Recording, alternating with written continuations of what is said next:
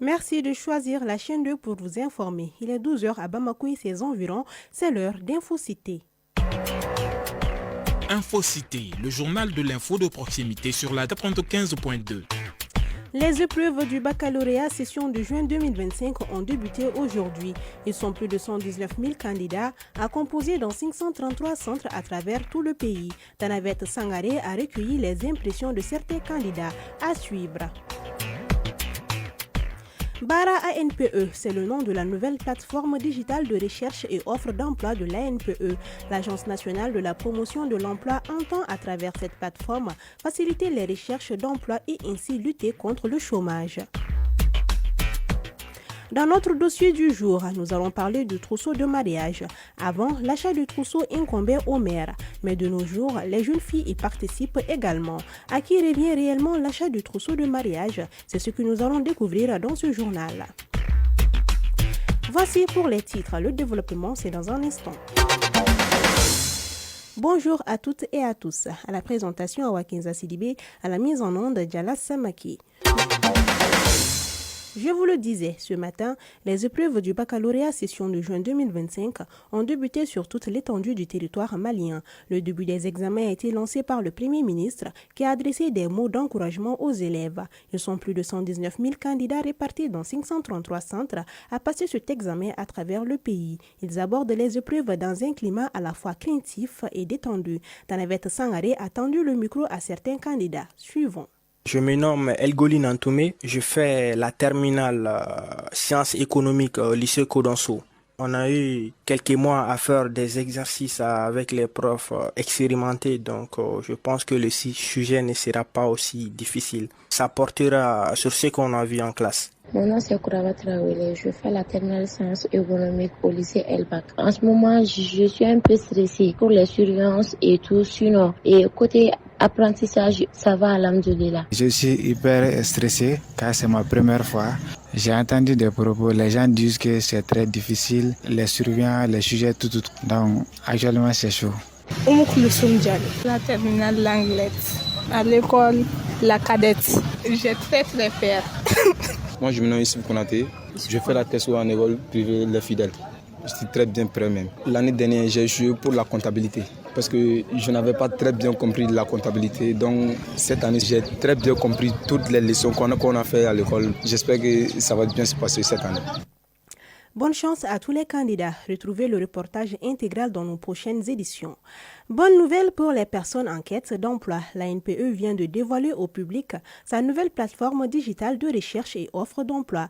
La plateforme s'intitule Bara ANPE. À travers Bara ANPE, l'Agence nationale de la promotion de l'emploi veut rendre l'employabilité plus facile. Khadija Traoré nous donne les détails. Désormais, c'est possible de chercher de l'emploi sans se déplacer. Oui, Bara ANPE ou Travail ANPE en français, c'est le nom de la nouvelle plateforme digitale de l'Agence nationale pour l'emploi. Elle est destinée à toute personne en quête ou offre d'emploi. Oumar Sango, agent de l'ANPE. La plateforme elle est destinée aux demandeurs d'emploi et aux employeurs. C'est pour faciliter le rapprochement de l'offre et de la demande. Avant, nous faisions ça manuellement. Maintenant, nous sommes rentrés dans le numérique, ce qu'on appelle la digitalisation. La plateforme permet un meilleur traitement de leurs préoccupations. Les entreprises déposent leurs offres directement et ils peuvent consulter les CV. Et c'est en fonction des besoins des entreprises. Plusieurs jeunes diplômés ont pris part à ce lancement. Selon les participants, cette nouvelle plateforme est une aubaine. Idrissa Samake, participant. Cette initiative de mettre cette plateforme sur place va beaucoup aider les demandeurs et même aussi les employeurs. Pour plusieurs raisons, vu que le Mali s'attend vers la digitalisation. Je dirais tout simplement que c'est ce que les demandeurs attendaient. Aïkoui Samake,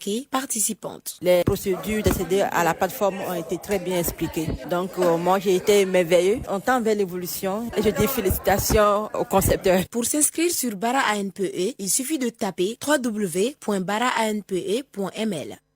À présent, le tour d'horizon de l'actualité internationale.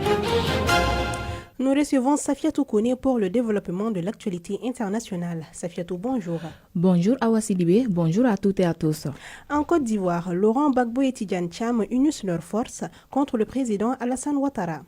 Un nouvel élan de coopération voit le jour entre les deux principaux partis d'opposition, le Parti des peuples africains dirigé par Laurent Gbagbo et le Parti démocratique de Côte d'Ivoire sous la conduite de Tidjane Thiam ont officialisé la création d'un front commun. Cette alliance vise à défendre la participation de leurs leaders exclus à la prochaine présidentielle d'octobre et à réclamer l'ouverture d'un dialogue politique inclusif. Tidjane Thiam, intervenant depuis l'étranger, a averti que sans prise en compte de ces revendications, le scrutin risquerait de manquer de légitimité. Au Gabon, le président Brice Oligui Nguema annonce le lancement de son propre parti politique. Awa, le chef de l'État gabonais, a annoncé dans une vidéo publiée ce dimanche le lancement officiel de sa formation politique. Brice Oligui Nguema s'était présenté en candidat indépendant à la présidentielle du 12 avril dernier qu'il avait largement remporté. 2 mois après, il invite les Gabonais à se rendre au Palais des Sports de Libreville samedi 28 juin pour le lancement officiel de sa formation dont on n'a pas encore... dont le nom n'a pas encore été dévoilé. Guerre Israël-Iran, le président sud-africain Cyril Ramaphosa appelle au dialogue. Après la frappe de Washington sur 3 sites nucléaires iraniens tôt ce dimanche, le président Ramaphosa a appelé à une résolution pacifique de la crise. Il invite son homologue américain d'utiliser son influence afin de convaincre les belligérants à poursuivre les dialogues. Les Nations Unies ont également appelé l'Iran et l'Israël à renouer le fil du dialogue lors d'une réunion d'urgence du Conseil de sécurité de l'ONU tenue hier. Awa, c'est tout ce qu'on pouvait retenir comme essentiel de l'actualité internationale. Merci Safiatou Kone pour toutes ces informations. Un autre titre de ce journal. Le trousseau de mariage était un ensemble de matériel indispensable à toute femme mariée. Avant, l'achat du trousseau incombait uniquement aux mamans. Mais de nos jours, force est de constater que certaines jeunes filles sont aussi impliquées que les mamans dans l'accomplissement de cette tâche. Alors, à qui revient réellement l'achat du trousseau de mariage? C'est ce que va nous dire Nathalie Dao dans ce reportage. Composé essentiellement d'ustensiles de cuisine, de vêtements traditionnels, de bijoux, de parfums et d'une multitude d'accessoires de beauté. Le trousseau de mariage est indispensable à la réussite de la vie de foyer de la nouvelle mariée. Selon la conseillère conjugale, l'achat du trousseau revient exclusivement à la maman de la mariée. Founet Touré, conseillère conjugale. Même dans le Coran, c'est la maman qui a l'obligation de payer le trousseau de sa fille. Pour la fille, si elle voit quelque chose qui lui plaît, elle peut l'acheter pour ajouter à celui de sa mère, pour l'aider. Notre conseillère conjugale précise qu'avant, le trousseau de mariage était constitué juste de quelques éléments significatifs et pleins de sens dans la société. Mais aujourd'hui, avec les ambitions démesurées des jeunes filles, le trousseau de mariage est devenu la bête noire des mamans. Avant, le trousseau de mariage ne demandait pas de luxe, ni de grandes choses. Tout était simple, mais de nos jours, avec les jeunes filles, l'achat de trousseau devient effrayant pour les mamans avec la venue des valises, des verres, thermos et consorts. Conscientes de cet état de fait, elles sont nombreuses de nos jours, les jeunes filles qui participent à l'achat de leur trousseau de mariage. Aminata Sissé en est un exemple.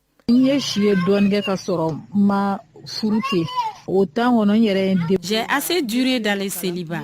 C'est la raison pour laquelle j'ai pu avoir du temps afin de mieux préparer mon mariage. C'est quelque chose que je ne peux plus laisser sous la charge de ma mère, car j'ai plus de l'âge. Elle seule ne peut plus tout gérer. Aussi, selon les traditions chez certaines ethnies, c'est la jeune fille elle-même qui s'occupe de l'achat de tous les éléments de son trousseau de mariage, nous confie Elisa, ménagère. Chez nous les bois, c'est les filles elles-mêmes qui achètent leur trousseau de mariage. Compte tenu de tous ces aspects, le trousseau de mariage est aujourd'hui devenu l'affaire de toutes les femmes, certaines par obligation et d'autres par souci de satisfaire leur ambition. La polygamie existe chez nous depuis belle lurette. Elle désigne une relation matrimoniale où l'homme est marié à plusieurs femmes. Pour certains, c'est un choix et pour d'autres, c'est un aspect inné de la nature humaine, influencé par des facteurs culturels, sociaux et psychologiques. Souleymane Fomba s'est intéressé au sujet.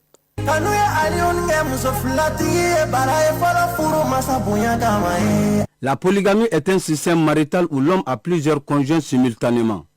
Quelle que soit sa nature innée ou choisie, elle exige le respect de certains principes. Cheikh Nedjara, imam. Dieu a dit dans son Saint-Coran que tout fidèle musulman a droit de marier jusqu'à 4 femmes, à condition de rester juste. À défaut de les traiter de manière égale, il serait mieux de se limiter à une seule. Beaucoup pensent qu'on n'est pas polygame, mais plutôt qu'on choisit de le devenir et les raisons sont multiples. Si c'est Absa Diallo, concert conjugal. On n'est pas polygame, on le choisit de soi-même. C'est un plaisir pour les hommes d'être polygames. Maïga Fatmata Koulibaly, citoyenne. Selon moi, on n'est pas polygame, on le devient. La polygamie est un choix dont les causes sont les suivantes: sociales et culturelles, religieuses et économiques.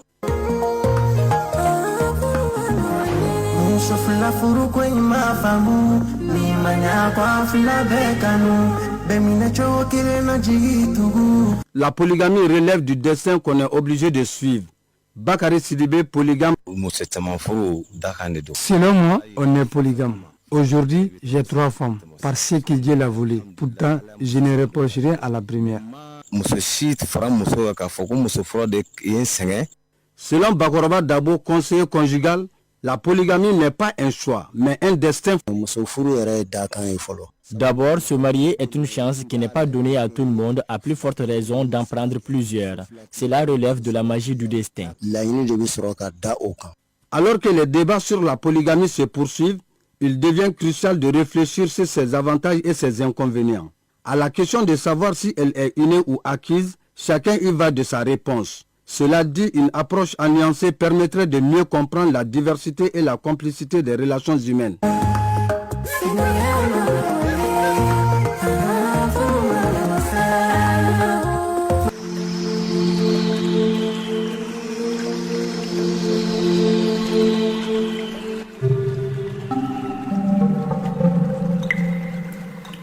Il est 12h13, les nouvelles de la météo avant de boucler cette édition. Le thermomètre affiche 35 degrés sur Bamako et environ. La maximale attendue sera de 37 degrés. Le coucher du soleil est prévu à 19h. C'est tout pour ce journal qui vous a été présenté par Awa Kenza Sidibé, réalisation Assistant Jakite Kadijatou Wage, mise en onde Djala Samake Fatoumata Diallo, coordination éditoriale Nyanya Aliou Traoré Djefadjara. Merci de nous avoir suivis. Le journal des sports, c'est tout de suite après moi avec Moussa Diabaté et Bouraïma Diallo. Bonne suite de programme sur la 95.2.